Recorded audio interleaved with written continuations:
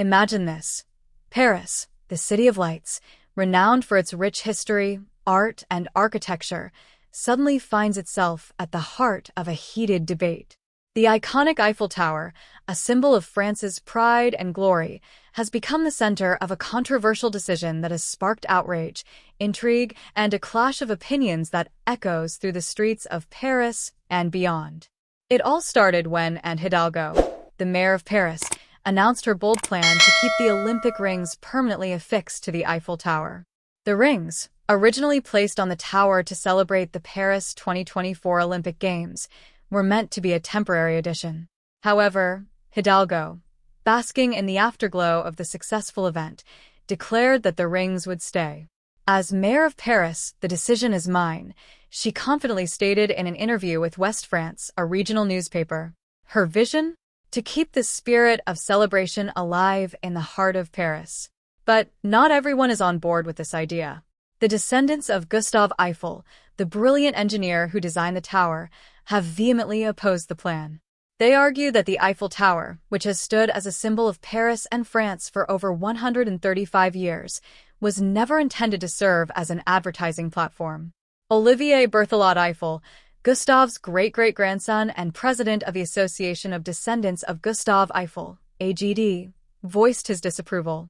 Let the rings remain for a little longer than the Paralympic Games. Why not? We have no problem with that, he said.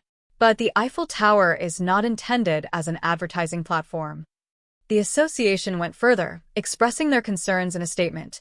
While we were delighted, like millions of French citizens and people around the world, to see the Eiffel Tower bear the Olympic rings during the Paris Olympic Games 2024, we do not think it appropriate that the Eiffel Tower, which since its construction 135 years ago has become the symbol of Paris and, by extension, of France itself in the world, to carry the symbol of an external organization, whatever its prestige, attached to it on a permanent basis.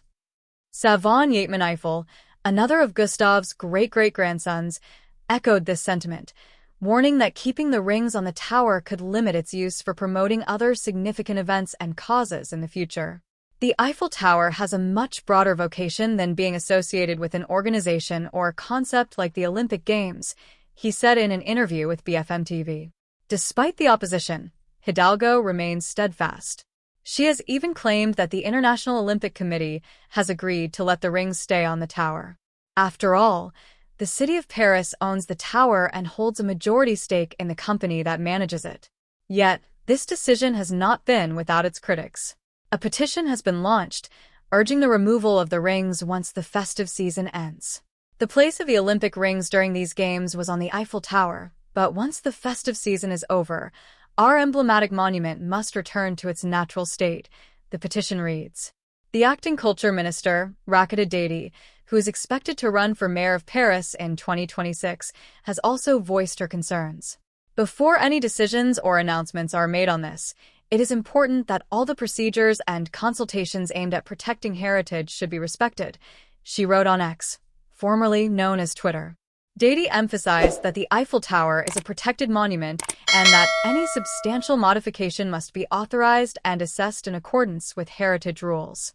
As the debate rages on, the Eiffel Tower, once a temporary structure built for the 1889 Universal Exhibition, now a listed monument since 1964, stands tall amidst the controversy. Its future, and whether it will permanently bear the Olympic rings, hangs in the balance. One thing is certain.